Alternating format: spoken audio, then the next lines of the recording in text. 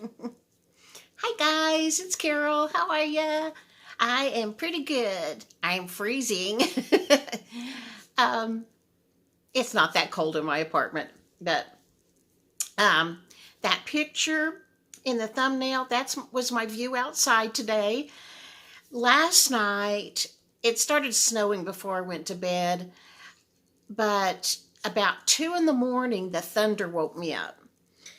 And from 2 to 3, every little bit, I'd hear some thunder. And it wasn't a rainstorm, it was a sleet storm. Oh my gosh. Our high today was 23, so it never melted. Right now it's 19 and the wind chill is 3, but the weather guy said the wind chill will get down to 1 before morning. My daughter had to go to work, and so I babysit her dog, Andy. For my new subs, my daughter, Casey, lives across the breezeway from me, about 20 steps from my door to hers. She has this beagle with separation anxiety, and so when she goes to work or anywhere, he comes and stays with Grandma. And then I have a white schnauzer, Toby. Come here, Toby. Come here. Oh, he's getting heavy. This is Toby with the tear-stained eyes. I don't want to kiss. No, I don't want to kiss. And Maggie, for some reason, the second I set the tripod up, Maggie goes hiding somewhere. I don't know what she thinks. But anyway, when Casey brought Andy to leave with me, I told her she had to go to work. She works for a greeting card company, and she stocks the cards at Walmart's. And so I said, because I knew the streets were just like a sheet of glass from having a sleet storm and never warming up, I told her, when you get there, when you get to Walmart, call me from the parking lot and tell me that you're okay. You made it fine. Because there was no telling how many wrecks there were today. So, after a while, she called me, and I said, wow, you got there in good time. Must not have been too bad. And she said, Mom, I'm still in our apartment parking lot. The way we have to park, the passenger side faces north, and our wind blows from the north, from Canada all the way down to us. The weatherman joke here is the only thing stopping the wind from Canada to us is a barbed wire fence. Well, anyway, she said it had like an inch of ice on the north side of the car that she had to try to get off. But man, we are living in high cotton. The side mirrors have defrosters. For my new subs, Casey has multiple things wrong with her, and she is on Social Security disability. I was on Social Security disability until I got old enough just to turn it to regular Social Security. Before that, I worked at a library for 20 years. Oh, Molly is saying, it's bedtime, Mama. If she doesn't get her nap, or we're not ready when she's ready to go to bed, she barks at us. She's cranky. Well, anyway, I have no idea where this story was going. Anyway, she said, no, I'm just trying to get the ice off the car still. But she made it to work fine, and she made it home fine. She went to, the car needed, oh, that's what I was telling you about the car. The old car we had, I had helped her buy that car, and we shared it. It was just a rolling wreck. Nothing worked on it. The doors wouldn't lock. On the passenger side, there was no visor.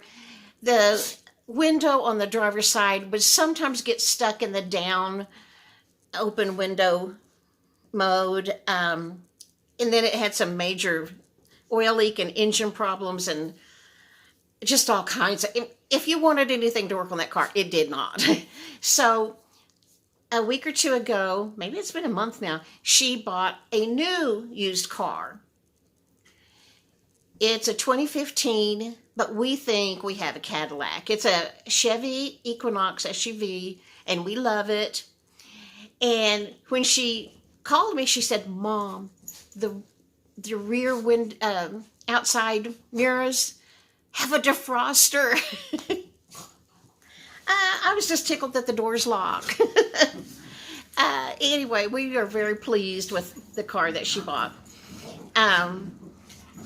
Anyway, she made it to work fine, and she made it home fine. My other daughter made it to work and home fine. It's just cold because on Friday or Saturday, we were all wearing shorts and it was like 90 degrees. And today our high was 23. That's how the weather is around here. So anyway, that's what's going on here. The dogs and I stayed inside all day, and I had chili for lunch. I have a pot of beans in the crock pot. Have you guys have you ever heard of Chow Chow? My friend Frugal Joe lives in the UK, and she was making something out of green tomatoes, and I told her, the only other thing I have heard of anybody making out of green tomatoes, other than fried green tomatoes, is Chow Chow. That's what my mom used to make. And it's a kind of salsa sort of thing that we put in with our bowl of beans, and it makes them really good. Well, she'd never heard of Chow Chow. So I told her, Google Southern Chow Chow. Do you guys eat Chow Chow? I have a niece who is way an adult now. She must be getting close to 50, I guess. I remember when she was a little tiny girl, my sister's daughter, my sister's family always ate Chow Chow with their beans too. And when my niece was a little girl, she would say, "Please pass the dog." Anyway, I don't know a thing else. I don't know anything. I'm doing pretty good. Oh, I'll go ahead and tell you this. The mental health clinic where I go is not having in-person visits, but my caseworker called me on last Tuesday, and I had a real good visit with her on the phone. And my psychiatrist called me on Thursday, and I had a real good session with her. They're both very nice ladies. They know I'm hearing impaired, and I don't use the phone for anything other than texting, except for them because I have to. And so they are very kind when I say, "I'm sorry, would you repeat that? Would you repeat that? Can you repeat that a little louder?" They're very good to do that for me. Anyway, I talked to the caseworker first, and I told her how into August, all of September, all of October has just been really difficult for me. Anxiety, depression, all of that has been really bad. And in talking with my caseworker, I told her, I've done a lot of research on coping with these different things. And she knows I have a YouTube channel. And I told her my daughter and I are thinking about starting another channel where we would just talk about chronic illnesses and coping mechanisms you can do. We're not medical professionals, so we couldn't get into medicine or anything, but we could discuss chronic illnesses and different things you can do to cope for self-care. I have a list of self-care activities and ideas a mile long, and that's what's gotten me through the last 2 months. And my caseworker was very encouraging for us to do that. So after I get moved, we will start a channel just on coping with whatever you got. Everybody's got something.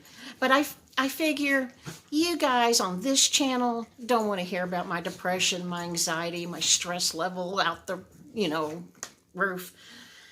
Although a lot of you have told me you also deal with depression. But anyway, I thought the majority of you don't want to hear about that.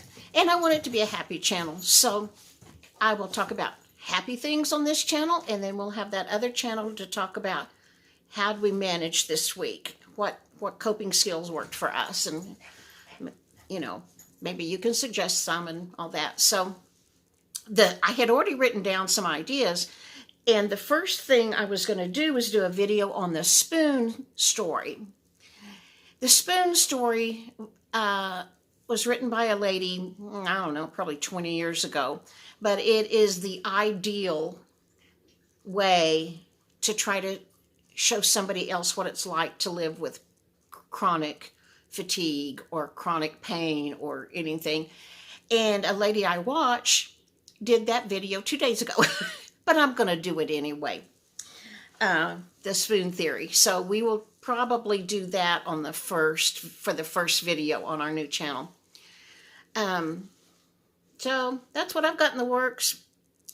I haven't made that cornbread salad yet because I packed that cookbook that I showed you that my daughter had made, and on the last page was that cornbread salad, and it's packed in a box here somewhere. But you know, November 1st is coming. Maybe I will get to unpack some boxes, and first thing I want to do is make that cornbread salad for you.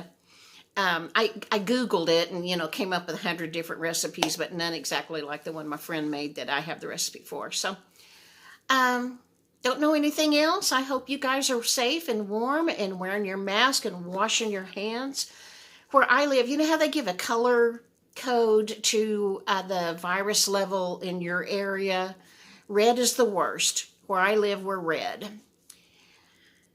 And I can't believe it's gone on this long. Can you? Every day I think, oh my gosh, you know, we all thought this was going to be over like in 2 weeks or something. My sister texted me today that her 2 daughters have been trying to buy beef broth and chicken broth and cannot find any. Can you guys remember not that long ago when we could go to the store and buy anything we wanted? I mean, it was whatever we wanted was always on the shelf. I just wonder if it's ever going to be that way again. But anyway, I'm going to go to bed. It's late. Molly Poodle wants to get under the covers with me. And I'll talk to you in another day or two. I hope you're fine. Stay well. Wear your mask. Wash your hands. Stay warm if you're in a cold area. I'll see you later. Bye-bye.